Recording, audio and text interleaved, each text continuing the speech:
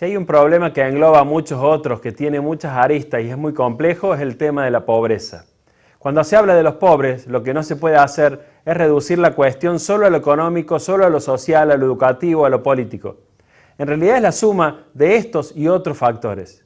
Y para agregar mayor grado de complejidad, en el fondo, al final, de lo que estamos hablando es de seres humanos, de personas, de familias, de sueños, de esperanzas, de frustraciones, de dignidad.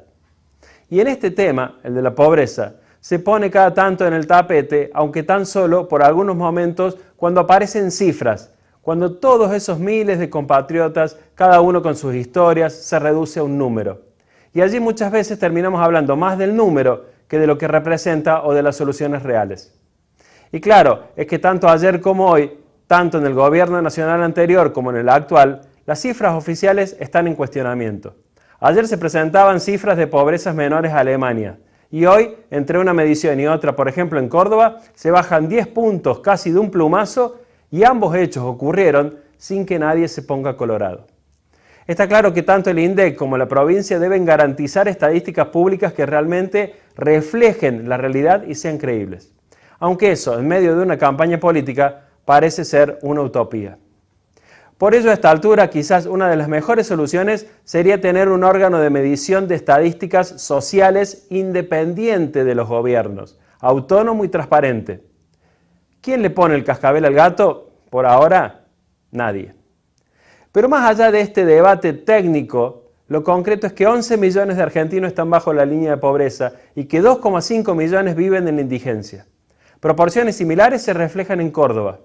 Así los datos ratifican que la pobreza es el principal problema socioeconómico que tiene el país y la provincia.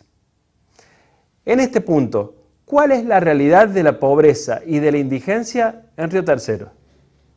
Lo primero para decir es que nadie la conoce completamente, ni el Estado municipal, ni organizaciones sociales, ni sectores privados. Porque en Río Tercero no hay cifras sobre la situación social integral, no hay números que evalúen la realidad de la pobreza y la indigencia en la ciudad. No se mide. La última experiencia formal de datos estadísticos de Río Tercero fue la que llevaba adelante el Centro de Investigaciones Económicas y Sociales, que dependía de la Municipalidad de Río Tercero. Funcionó entre 2004 y 2012. Durante esos 8 años difundía estadísticas demográficas del mercado laboral, de educación, de salud, de distribución del ingreso y consumo, y además presentaba periódicamente datos económicos, como el índice de precios al consumidor, la encuesta a hogares, indicadores socioeconómicos, hábitos y tendencias de los consumidores, expectativas económicas, índice de demanda laboral e indicadores demográficos. Era un verdadero INDEC de la ciudad. Pero todo aquello se fue dejando de lado y hoy no hay datos periódicos, oficiales, transparentes y públicos de lo que pasa a nivel social local. ¿Por qué no se siguió con esa experiencia? ¿No hacen falta los datos? ¿Era incómodo revelarlos? En realidad lo único que se conoce es lo que se demanda, lo que llega a las oficinas de los responsables municipales, los que golpean puertas, los que reciben un subsidio o ayuda, los que llegan recomendados a los despachos, los que figuran en padrones provinciales o nacionales. Pero eso tiene un riesgo grande, muy grande y hasta destructor, que es el grito silencioso de miles de habitantes que no quieren, no pueden o no saben cómo hacer oír su necesidad. Esperar a que llegue el pedido de auxilio no parece ser la más eficiente política social y tal vez desde allí se afirma que la pobreza en Río Tercero ya no es la carencia de alimentos o la falta de un plato de comida, sino que sería la escasez de viviendas. Ambas no van de la mano, una no lleva a la otra, son excluyentes entre sí.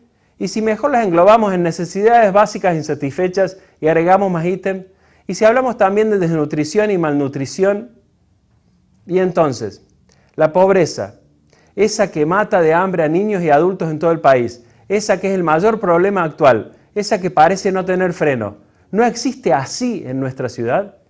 Y si así fuera, que en realidad ha cambiado el paradigma de lo que se debe entender por pobreza e indigencia, ¿se puede afirmar realmente cuando no hay datos integrales y periódicos que lo avalen? Y en el fondo, la falta de cifras reales y transparentes ¿no termina siendo igual de perjudicial que la ausencia de estos datos? Y sumado a la falta de números concretos, en Río Tercero ocurre algo paradójico desde el ámbito municipal. Mientras desde la Secretaría de Participación Social se insiste en que, por lo anterior, no hacen falta comedores comunitarios en la ciudad, sino que los que existen son experiencias altruistas con el único fin de satisfacer la necesidad de ser solidarios, que se hacen por motivos personales y no porque en realidad haga falta darle de comer a la gente, mientras se insiste con esto, por otro lado, son abundantes los reconocimientos y ayudas que se dan desde la municipalidad a justamente comedores o personas que dan un plato de comida o una merienda entre terceros. Y hasta se les destaca el rol social que cumplen, la ayuda necesaria que brindan, la asistencia a vecinos que de otra manera no podrían comer. O sea, no son necesarios los comedores, pero se los incentiva. No hacen falta para alimentar a la gente, pero se les da fondos para que lo hagan. No hay pobreza de hambre en Río Tercero, pero se apoya a los que asumen la función de frenarla. Los comedores y merenderos no tienen razón de ser en nuestra ciudad, pero los funcionarios y políticos, selfie mediante, siguen yendo y avalando con su presencia la tarea que hacen. Yendo un poco más allá, la pobreza no es un tema que esté en la agenda de la ciudad. Aparece muy de vez en cuando y de la misma forma desaparece. Y menos será motivo de debate en épocas de campañas electorales, porque ya se sabe que la pobreza y las necesidades de la gente son, lamentable y tristemente, un excelente ámbito para conseguir un voto. Además de lo anterior, como sociedad estamos acostumbrados a esconder la pobreza.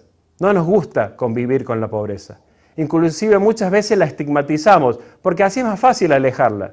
Y si alguien nos da la excusa perfecta de que bajó, de que ya no es tan grave, de que pobreza cero es posible, de que no hacen falta datos porque ya no existe, de que ya no es la misma de antes, con eso ya nos basta. Respiramos aliviados y disfrutamos de nuestro plato caliente.